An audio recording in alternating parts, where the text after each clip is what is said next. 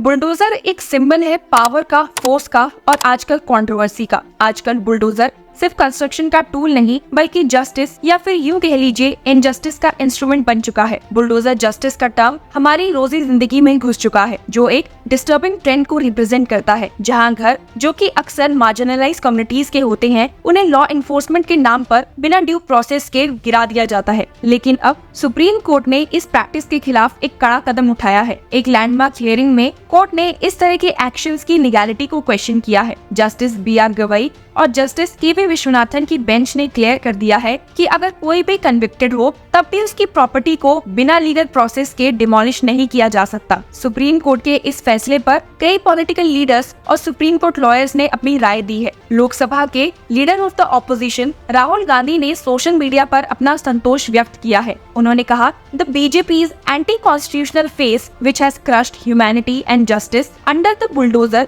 has now been exposed। Gandhi ने आगे supreme court के कमेंट्स का स्वागत किया जो उन्होंने बीजेपी के अनकॉन्स्टिट्यूशनल और अनजस्ट बुलडोजर पॉलिसी पर किए थे। उनके मुताबिक बुलडोजर जो एक अनचेक्ड पावर का सिंबल बन गया है ने हमेशा लॉ को इग्नोरेंस के साथ डिफाई किया है by temporary on civil rights. आपको बता दूं कि सुप्रीम कोर्ट में हुई हियरिंग के बाद कई एडवोकेट्स ने इस मुद्दे पर अपने खुलकर विचार सामने रखे हैं। उसमें से एक है एडवोकेट फारूक रशीदी, जो इस केस में पिटिशनर भी हैं। उन्होंने सुप्रीम कोर्ट के कहे वर्ड्स सिर्फ आरोप के चलते घर कैसे गिरा सकते हैं को दोहराया और कहा है, हमारा यही कहना है कि आप FIR करते हैं किसी के खिलाफ, अगले दिन जाके घर गिरा देते हैं, उसमें कोई कानून का पालन नहीं होता है, ये कहते हुए कि इलीगल स्ट्रक्चर है।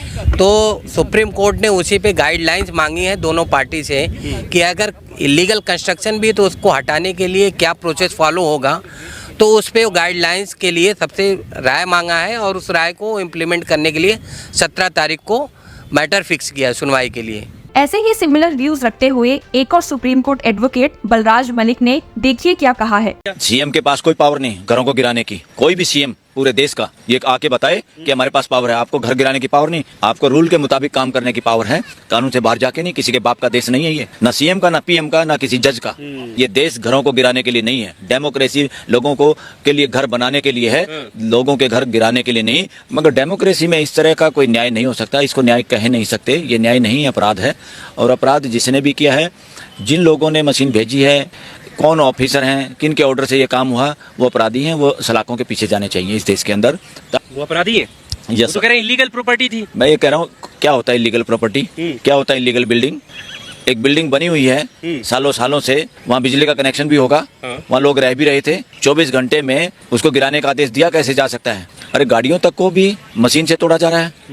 इस तरह से किसी के सामान को तोड़ना ये तो अपराध है, ये तो गुंडे लोग कर सकते हैं। आपको बता दूं कि सुप्रीम कोर्ट जब बुलडोजर या डेमोलिशन एक्शंस के अगेंस्ट पिटीशन सुन रहा था तब उन्होंने क्लैरिफाई किया कि प्रॉपर्टी को डिमोलिश नहीं किया जा सकता, चाहे वो इंसान एक्यूज्ड हो या कन्विक्टेड। Justice K.V. विश्वनाथन ने रिमार्क किया, a father may have a recalcitrant son, but if the house is demolished on this ground, this is not the way to go about it। Supreme court की इस pivotal hearing में उन्होंने pan India में guidelines develop करने का signal दिया ताकि houses demolish करने की कंट्रोवर्शियल इश्यूज को एड्रेस किया जा सके। बेंच ने पार्टीज इन्वॉल्व से ड्राफ्ट सजेशंस मांगे ताकि कोर्ट कॉम्प्रिहेंसिव गाइडलाइंस क्राफ्ट कर सके। सीनियर एडवोकेट नचिकेता जोशी को ये प्रपोजल्स कंपाइल करने की जिम्मेदारी दी गई है, जो इंश्योर करेंगी कि फाइनल गाइडलाइंस जस्टिस और कॉन्स्टिट्यूशनल अधेरेंस के प्रिंसिपल्स को रिफ्लेक्ट करे। जहां एक और सुप्रीम कोर्ट के ऐसे डायरेक्टिव सुनने को मिले हैं, वहीं 2 साल पहले Govind Mathur x Allahabad high court chief justice ने एक इंटरव्यू में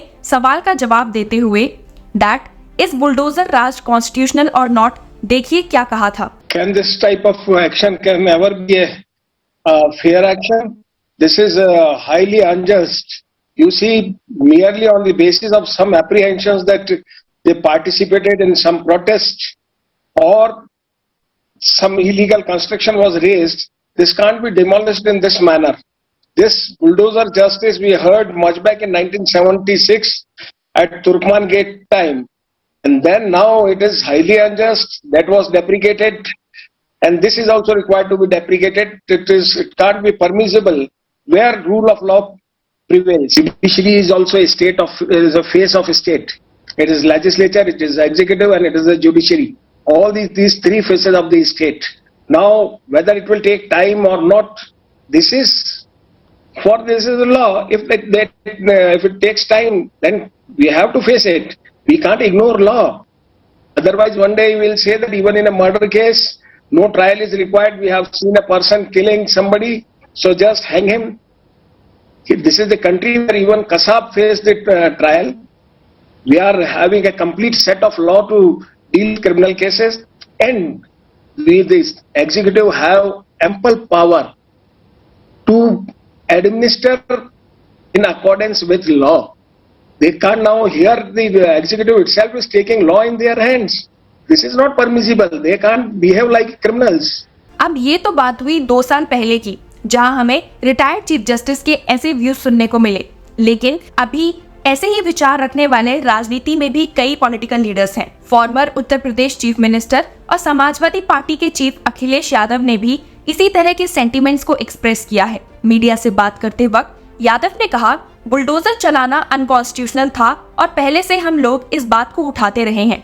मैं धन्यवाद देता हूँ, बधाई देता हूँ कि न्याय का बुलडोजर चल गया है और न्याय मिला है। एक पोस्ट में एक्स पर यादव ने लिखा है, अन्याय के बुलडोजर से बड़ा होता है न्याय का बुलडोजर। उनके ये शब्द उन लोगों के साथ रेजोनेट करते हैं जो इसे जस्टिस और कॉन्स्टिट्यूशनल प्रिंसिपल्स की जीत के रूप में देखते हैं। कांग्रेस एमपी प्रमोद तिवारी ने भी सुप्रीम कोर्ट के ऑर्डर के बाद सेंटर को स्लैम करते हुए देखिए क्या कहा है। कि मैं पहले दिन से कहता रहा कि संविधान और भारत के कानून के मुताबिक अगर कोई व्यक्ति दोषी सिद्ध भी हो जाए तो उससे उसकी प्रॉपर्टी का क्या, बेटा किसी अपराध में नामित होता है और आप उसके पिता की प्रॉपर्टी को बुलडोज कर देते। कोई अपराधी नामित होता है, सजा नहीं हुई, आप उसको जमींदोज कर देते हैं और फिर उसमें भी आपकी न नीयत दुरुस्त है न नीयत दुरुस्त। यहाँ तक कि former union law and justice minister Ashwini Kumar ने भी सुप्रीम कोर्ट के इंटरवेंशन की तारीफ की। उन्होंने एम्फसाइज किया कि ये स्टांस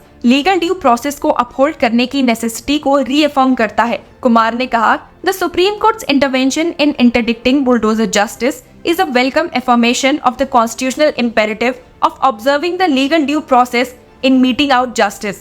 कुमार ने आगे इलैबोरेट किया, स्टेटिंग कि कोर्ट का रेप्रिमांड रोबस्ट गाइडलाइंस एस्टैब्लिश करने की जरूरत को हाईलाइट करता है ताकि ऐसी प्रैक्टिसेस फिर से न दोहराई जा सके। उन्होंने स्ट्रेस किया, justice under the law can not be an act of retribution driven by the whims of executive authorities. Kumar के ये कंसर्न्स पनिशमेंट की प्रोपोर्शनैलिटी इशू तक एक्सटेंड होते हैं। उन्होंने आर्ग्यू किया कि एक रेजिडेंशियल ड्वेलिंग को बुलडोजर से डेमोलिश करना उसके ऑक्यूपेंट्स को उनका फंडामेंटल राइट टू शेल्टर और डिग्निटी डिनाई करता है, जो सुप्रीम कोर्ट ने डिक्लेयर किया है कि ये सैक्रोसेंट है। उन्होंने इस प्रैक्टिस को डिस्क्राइब किया as a brutal assault on constitutional fundamentals और पब्लिक को अर्ज किया कि वो अपोज करे स्टेट को टॉर्मेंटर बनने से। अंत में मैं बस यही कहना चाहूंगी कि जब सुप्रीम कोर्ट ये कदम उठा रहा है ताकि डेमोलिशंस की मिसयूज को कर्व किया जा सके एज एक्स्ट्रा जुडिशियल पनिशमेंट, पूरा देश क्लोजली इस केस को वॉच कर रहा है।